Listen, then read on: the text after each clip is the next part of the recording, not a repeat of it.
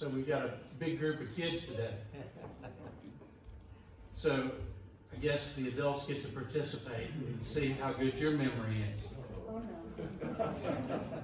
We've already demonstrated it's not too good because most of us didn't even remember to look to see if there was a new sign.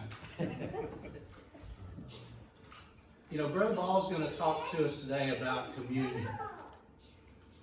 And to me, communion is about forming memories. And it's about how you remember things. So I've got a little test for you. Okay? I'm about to show you a picture. And I want you to look at it. And I want you to tell me what you remember about this picture. Pretty simple? Everybody ready?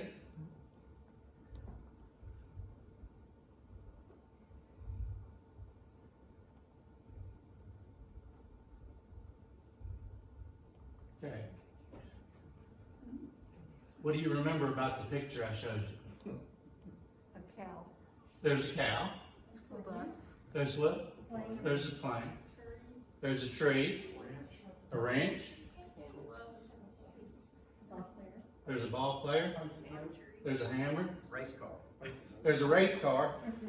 Keith, that's what most people remember about that. Because they think about Monopoly and they want it to be the race car playing Monopoly. There's a tiger There's a tiger. and a bus. Okay.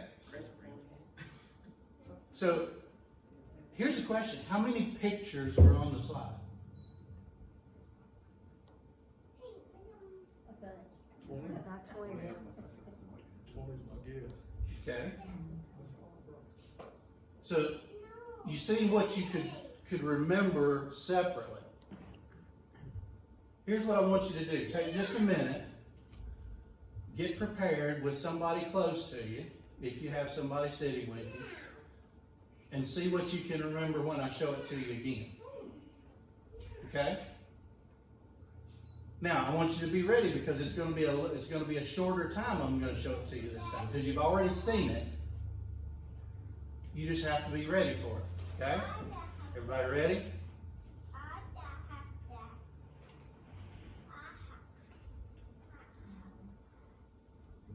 Now, how many pictures? 16. 4 rows of 4. Right? Did you see anything that time that you didn't see before?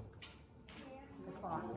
A clock, The arrow, the target. the arrow and the target, light bulbs, Hat. the hat. Post-it note. There was a post-it note.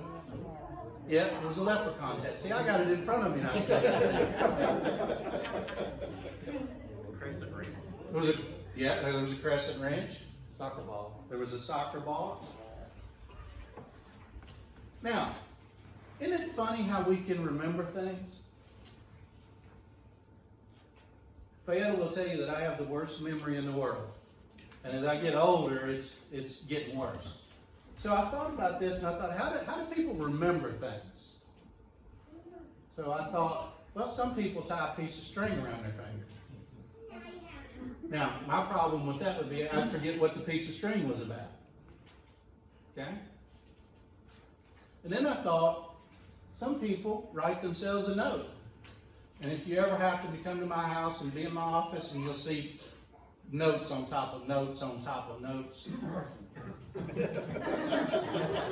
My problem with that is I wind up losing the piece of paper I had the note written on that I needed to get done. All right? Then I thought, there's this really new thing. You can use it on your phone. And you can put it in and you can see that you can set a start and an end time. And you can have it give you an alarm. You know my problem there?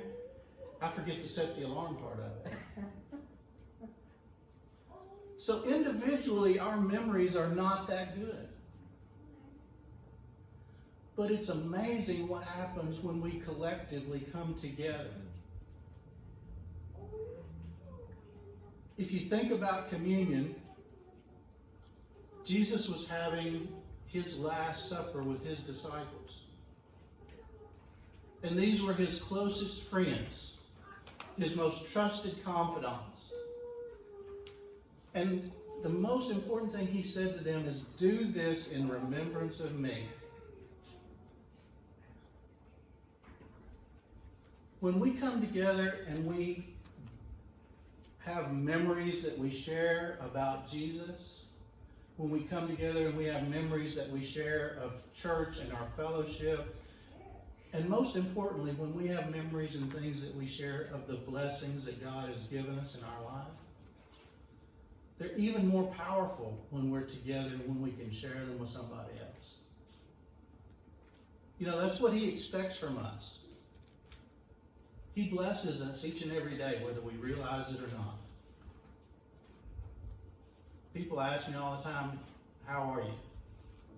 And I tell them, better than I deserve, because if I got what I deserved, I'd have been 6 feet under a long time ago. It's another day, another opportunity to remember and do the things that we're supposed to do. It's another day, another opportunity to come into God's house to worship and to be part of a Christian body. To form memories.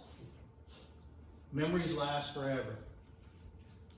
Sometimes it takes us a little bit of time to pull them back into the front of our mind. But I want you to reflect this week and think about what triggers memories for you. Because that's important.